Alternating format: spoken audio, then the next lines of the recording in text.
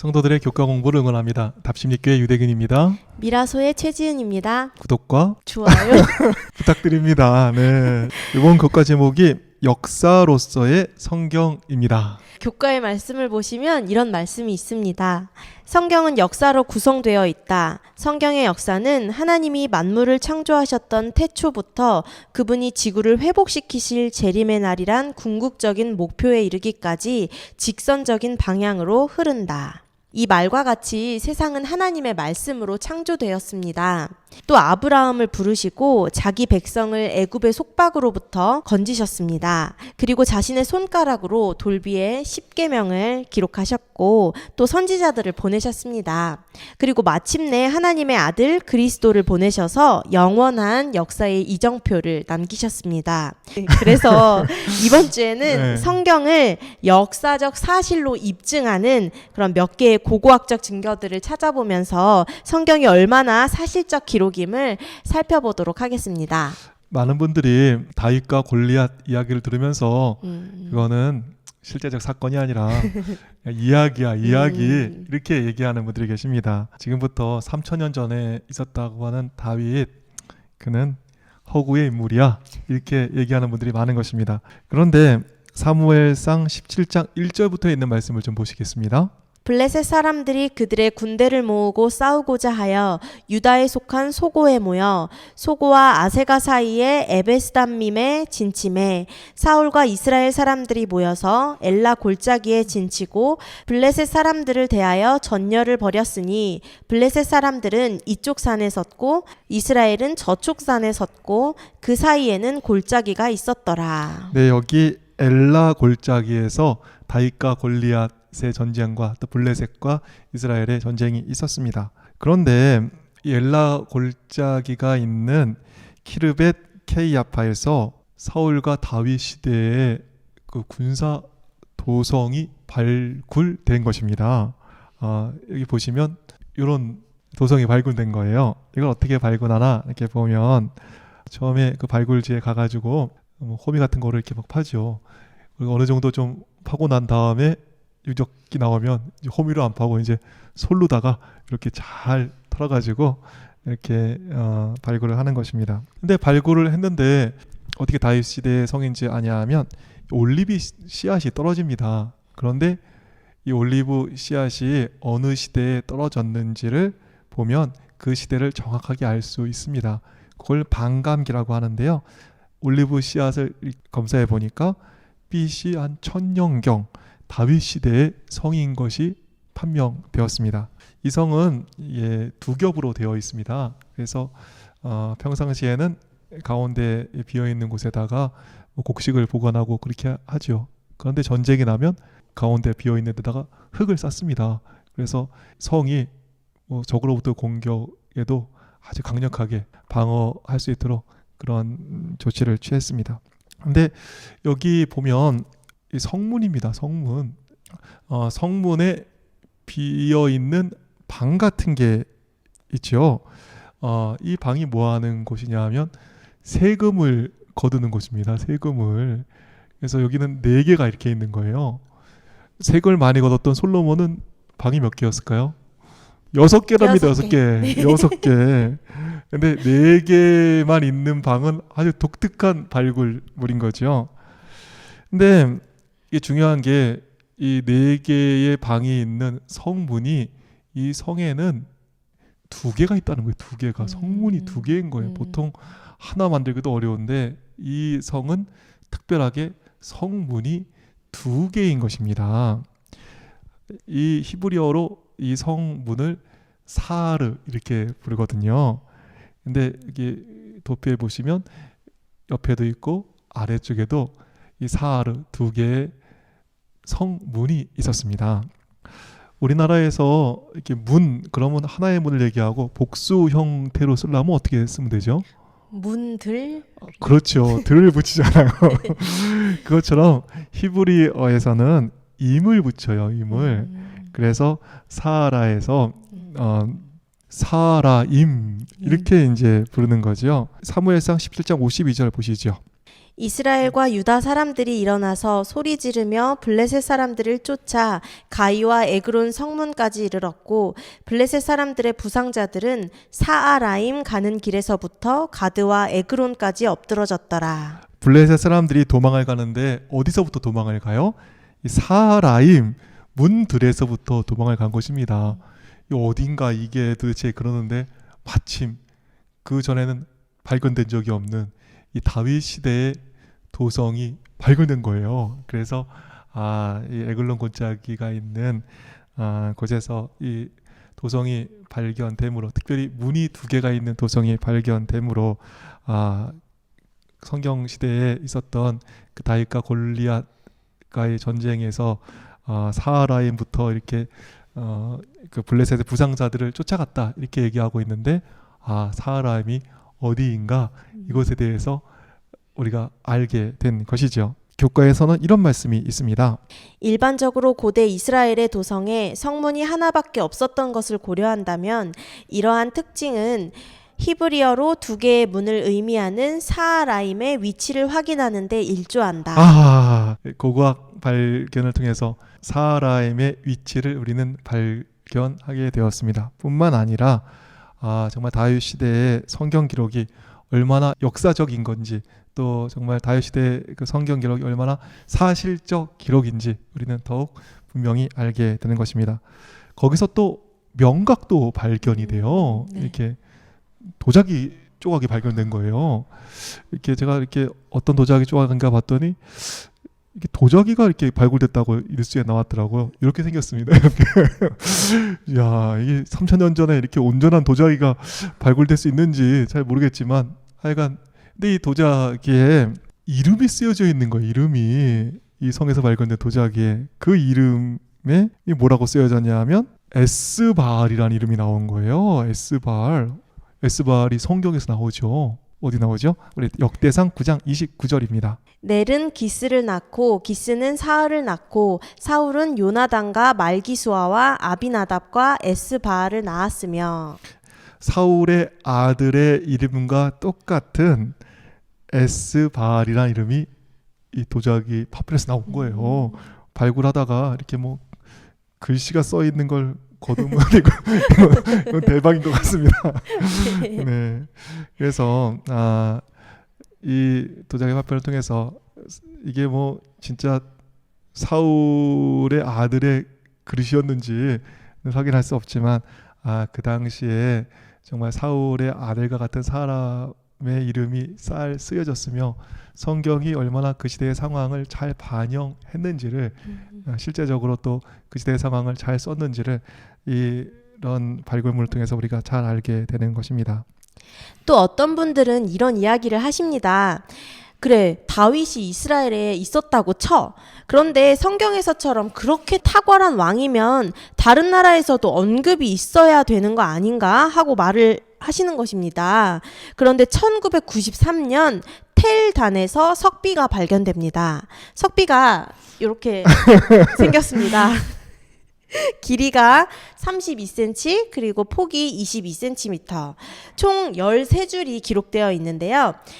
8번째 줄에 다윗 왕조의 이름이 기록되어 있는 것입니다. 다메섹의 왕이 다윗 왕을 언급한 것입니다. 이 석비를 통해서 다윗 왕이 실제적 인물이며 또 성경에서와 같이 다른 나라에까지 영향을 미쳤던 왕이었음을 확실하게 알게 되는 것입니다. 월요일 소지를 보니까 이건 아주 유명한 고고학적 유물이 나오는데요. 북방 이스라엘을 정복한 아수르의 사네립과 관련된 유물입니다. 북방 이스라엘을 정복한 이 아수르의 사네립이 유다를 공격합니다. 그리고 유다의 모든 성들이 함락이 됩니다. 그리고 군사적 요충지였던 라기스까지 함락이 되는 것입니다. 여세를 몰아가지고 이제 유다의 수도였던 예루살렘을 포위하게 되죠. 어떻게 되었나요? 천사의 극적인 도움으로 그 포위한 아수르의 18만 5천 군사가 하룻밤에 죽게 됩니다. 어쩔 수 없이 사네립은 퇴각을 하게 되지요. 근데 아무리 퇴각을 했어도 또 졌다 이렇게 하면 또 이게 또 역사의 오점이 되잖아요. 그래서 이 사내립이 이거를 미화합니다. 이기긴 이겼잖아요. 뭐 예루살렘 하나 내비두고 여러 도성을 이기고 또 군사적 요청지인 라기스를 정복했으니까 이기긴 이긴 거라서 그 승전의 역사만을 거기다 쓰고 있습니다. 그래서 이게 사내립이 만든 이게 명각입니다. 오른쪽 그림은 군사적 요충지인 라기스를 공격하는 장면이 등장합니다. 그리고 왼쪽 이렇게 명각을 보시면 라기스를 정복한 후에 이스라엘 병사를 처형하는 장면이 있습니다.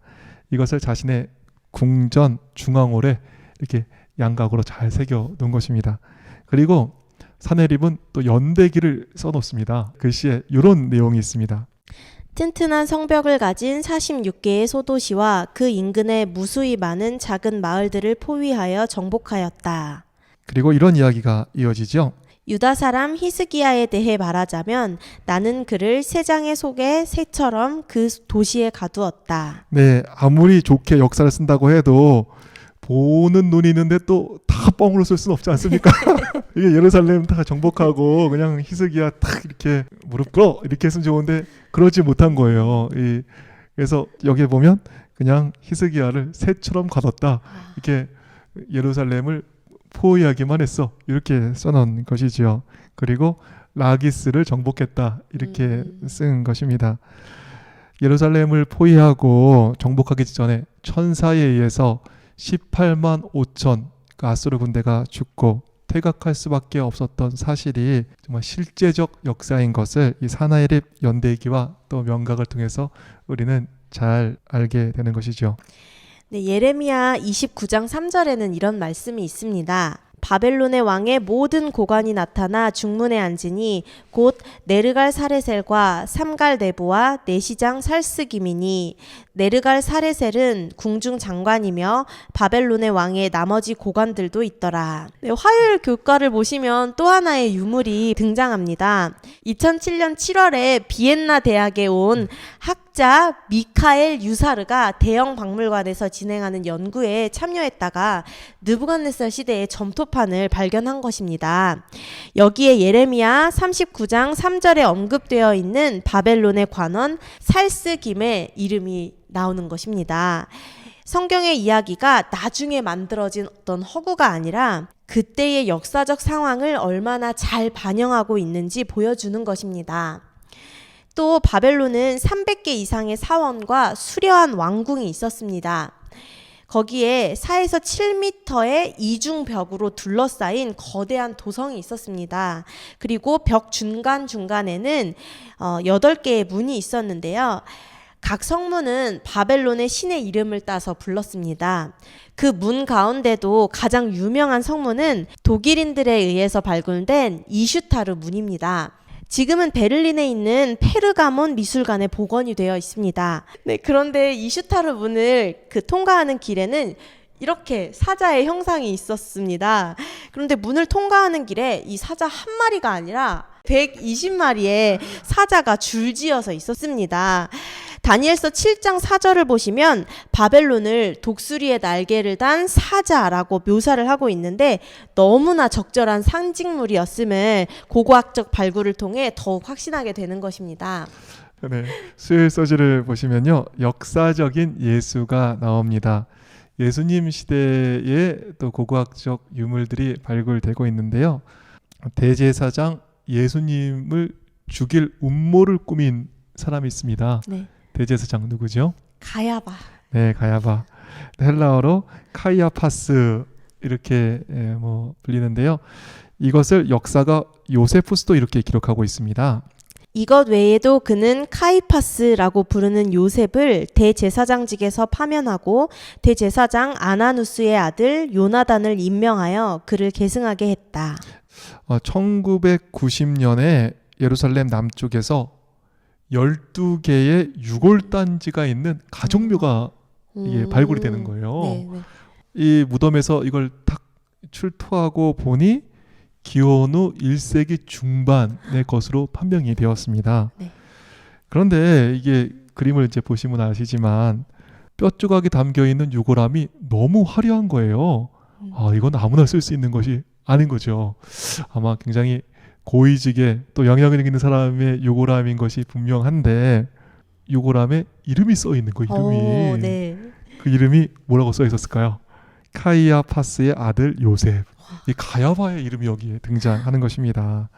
그래서 많은 학자들이 이것은 예수님의 죽음과 관련이 있는 그 카이아파스, 한국말로 이 가야바와 관련이 있다 이렇게 믿고 있는 것입니다. 이건 많은 분들이 아실 수도 있겠는데요. 1961년 카에사레아 마리티마 극장의 한 돌에서 티베리우스 황제의 치아 때의 유대 총독 이름이 발견되었습니다. 아까 목사님께서 말씀하신 대로 이렇게 뭔가 써 있으면 특별한 유물이 되는 것 같습니다. 이제 거기에 사진에서와 같이 네. 빌라도의 직책과 이름이 적혀 있는 것입니다. 폰티우스 필라투스, 예수님을 죽인 유대 총독 빌라도가 역사적 사실로 드러나는 것이지요. 더 나아가 교과에는 이런 말씀이 나옵니다. 1, 2세기의 세속적 역사가들도 나사렛 예수에 대해 언급한다. 로마의 역사가 타키투스는 티베리우스 제위 시절 본디오 빌라도에 의해 처형된 그리스도와 로마 내의 초기 그리스도인들에 대하여 기록했다. 로마의 행정가였던 작은 플리니우스는 서기 112에서 113년 트라야누스 황제에게 편지를 보내어 그리스도인들을 어떻게 처리해야 할지 물었다. 예수님께서 역사적 인물임을 우리는 알고 있지만 이러한 사실들을 통해서 다른 각도에서 그리스도를 역사적 사실로 조명하게 되는 것입니다. 목요일 소지의 믿음과 역사는 읽어보시면 될 것 같고요. 오늘 말씀 정리해 주시면 되겠습니다. 성경은 허구적 이야기가 아니라 역사적 사실임을 몇 가지 고고학 유물을 통해서 살펴보았습니다. 많은 유물 중에 교과가 이야기하는 키르벳 케이아파의 성, 텐단 석비, 사네립 연대기와 양각들, 살스김이란 이름이 들어간 점토판, 사자가 120마리가 그려져 있는 바벨론의 성문 이슈타르 문을 살펴보았습니다. 그리고 가야바의 이름이 들어간 유골함과 빌라도의 직책과 이름이 들어간 명각, 또 역사가의 기록들을 살피면서 성경이 역사적인 기록임을 다른 각도에서 생각하게 되었습니다. 네, 그럼 코로나가 속히 종식되어서 뭔가 쓰여있는 유물을 우리 발굴하러 떠날 그날이 속히 오기를 기대하면서 저희는 다음 주에 다시 찾아오겠습니다. 그때까지 안녕히 계십시오. 안녕히 계세요.